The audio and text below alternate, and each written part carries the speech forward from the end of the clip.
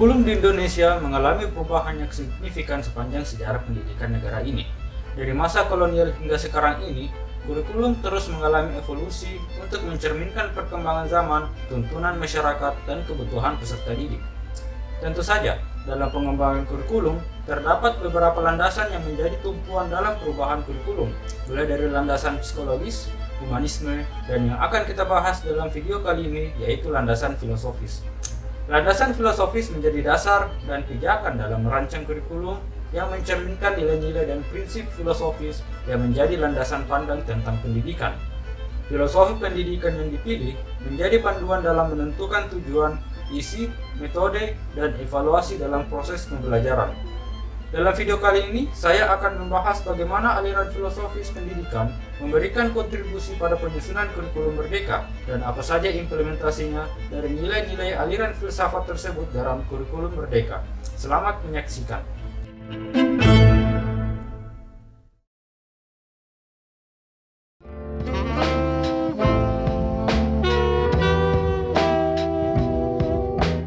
Kurikulum Merdeka dikenal sebagai pembelajaran intrakurikuler dengan konten yang beragam agar siswa dapat lebih optimal dan memiliki waktu yang cukup untuk mendalami konsep serta menguatkan kompetensi. Kurikulum Merdeka pertama diluncurkan pada tahun 2022 oleh Menteri Pendidikan Nadiem Makarim. Kurikulum Merdeka saat itu masih bersifat opsional dan akhirnya mulai diterapkan secara berangsur-angsur di berbagai belahan di Indonesia. Kurikulum Indonesia disusun untuk menangani krisis pembelajaran yang berlangsung cukup lama di Indonesia, seperti pelajar di Indonesia yang tidak memahami materi yang seharusnya sudah dipahami di usianya. Kesenjangan pendidikan yang besar terlihat di antara wilayah dan kelompok sosial di negara ini, ditambah lagi pandemi COVID-19 yang memperparah keadaan pendidikan di Indonesia.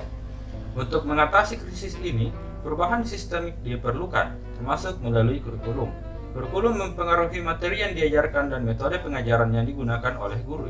Oleh karena itu, Kemendikbudristek mengembangkan kurikulum merdeka sebagai langkah penting untuk memulihkan pembelajaran dari krisis yang telah berlangsung sangat lama.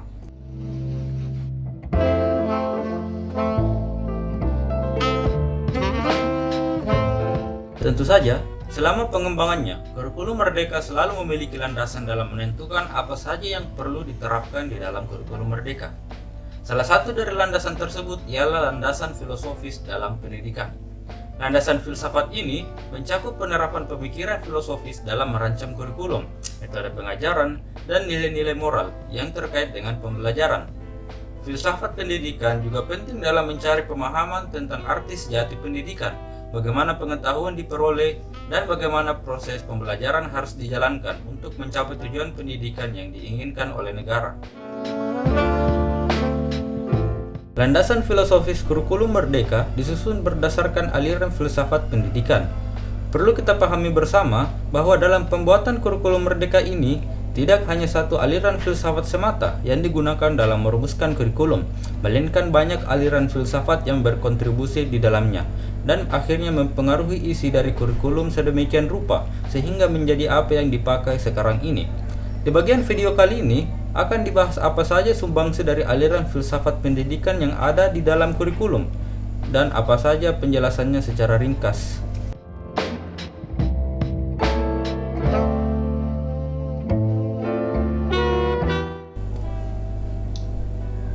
Aliran filsafat perennialisme berpegang pada nilai-nilai atau norma-norma yang bersifat abadi.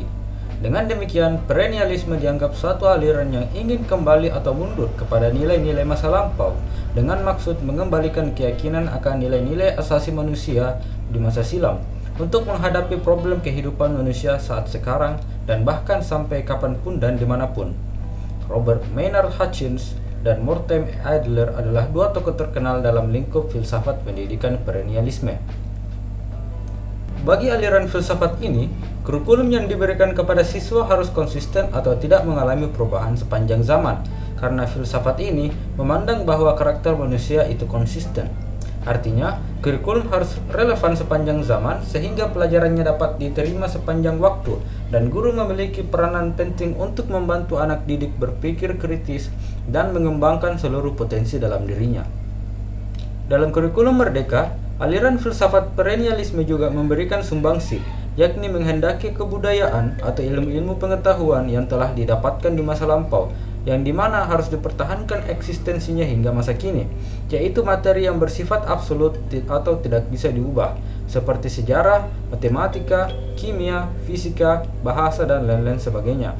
Hanya saja aliran perennialisme banyak mempengaruhi bagian dari bahan ajar saja, sedangkan dalam model pembelajaran, standar proses pembelajaran dan standar kelulusan cenderung mengambil dari aliran filsafat lainnya.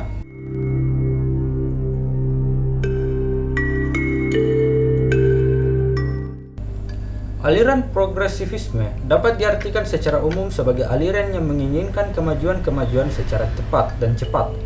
Tokoh-tokoh yang terkenal dalam pemikiran mengenai aliran progresivisme yaitu John Dewey, Maria Montessori, dan Johann Bernhard Besdorf. Aliran progresivisme merupakan dalam pendidikan adalah suatu aliran yang menekankan bahwa pendidikan bukanlah sekadar pemberian pengetahuan kepada subjek didik, tetapi hendaklah berisi aktivitas-aktivitas yang mengarah pada pelatihan kemampuan berpikir mereka.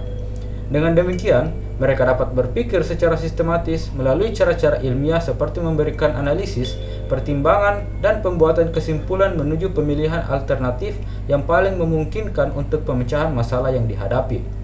Progresivisme menitik beratkan pendidikan berbasis kemerdekaan dan peserta didik sebagai titik sentral dalam pembelajaran.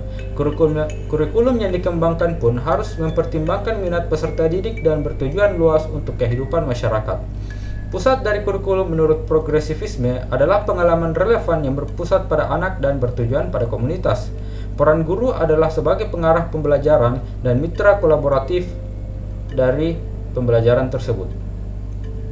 Output dari kurikulum berbasis progresivisme adalah terbentuknya peserta didik yang progresif yang dapat melahirkan perubahan positif dalam kehidupan bermasyarakat dan melatih mereka untuk percaya diri dengan kemampuan dan keunikan masing-masing.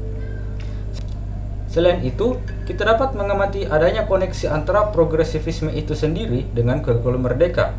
Beberapa di antaranya adalah kurikulum merdeka yang menekankan bahwa siswa sebagai titik pusat dalam pembelajaran, di mana hal ini bersesuaian dengan pandangan progresivisme yang menjadikan siswa sebagai pusat dari pembelajaran dan lingkungan belajar yang mampu menyediakan ruang yang cukup dalam mengembangkan potensi siswa, dalam mengembangkan kecerdasan berpikir dan kompetensi siswa yang beragam tanpa ada keterpaksaan dan tanpa ada batasan. Selanjutnya, dalam kurikulum merdeka, siswa dituntut menjadi output yang dapat berguna dan bermanfaat di masyarakat melalui P5 atau Proyek Penguatan Profil Pelajar Pancasila, menjadikan pelajar Indonesia sebagai pelajar sepanjang hayat yang berkompeten, berkarakter, dan berperilaku sesuai dengan nilai-nilai Pancasila. Hal ini juga berkaitan dengan pemikiran progresivisme yang menyatakan bahwa kurikulum yang dikembangkan harus mempertimbangkan minat peserta didik dan bertujuan luas untuk kehidupan bermasyarakat, melahirkan perubahan positif dalam kehidupan bermasyarakat dan melatih mereka untuk percaya diri dengan kemampuan dan keunikan masing-masing.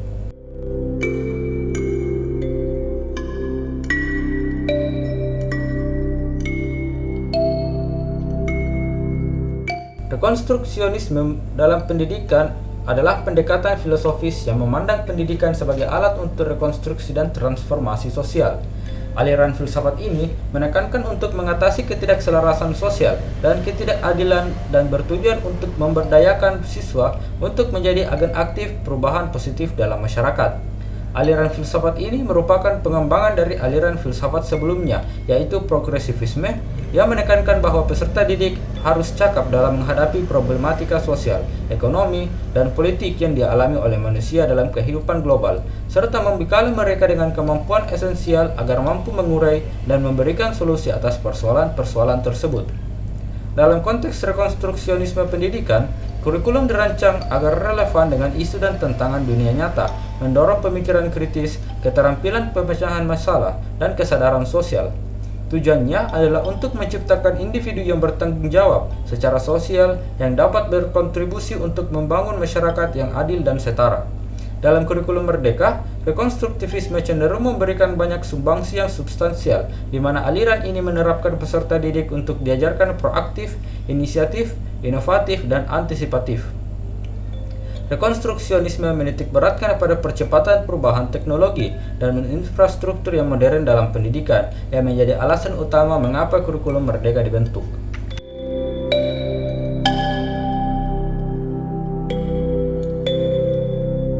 Esensialisme dalam pendidikan adalah pendekatan filosofis tradisional dan konservatif yang menekankan pentingnya seperangkat pengetahuan dan keterampilan inti yang penting untuk dipelajari oleh semua siswa.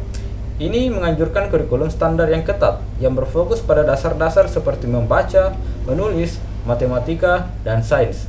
Tujuan esensialisme adalah membekali siswa dengan pengetahuan dan keterampilan berpikir kritis yang kuat dan dianggap fundamental untuk kesuksesan dalam hidup. William Bagley, Allen Bloom, dan Diane Ravitch adalah beberapa orang yang terkemuka dalam aliran ini. Dalam kurikulum Merdeka, esensialisme cenderung memberikan kontribusi dalam penyusunan mata pelajaran yang memberikan kepada peserta didik mencakupi kebutuhan pokok yang harus dicapai, seperti keterampilan menulis, membaca, dan menghitung. Kurikulum Merdeka menerapkan proses pembelajaran di dalam kelas yang dimulai dengan sistemis, sehingga pembelajaran akan terukur dari tingkat sederhana ke tingkat yang lebih rumit. Esensialisme dalam kurikulum Merdeka secara garis besar diwujudkan dengan tatanan konsep pembelajaran yang berbasis fokus sistematis dan membuat experience mengenai konten atau isi materi yang dipandu oleh guru.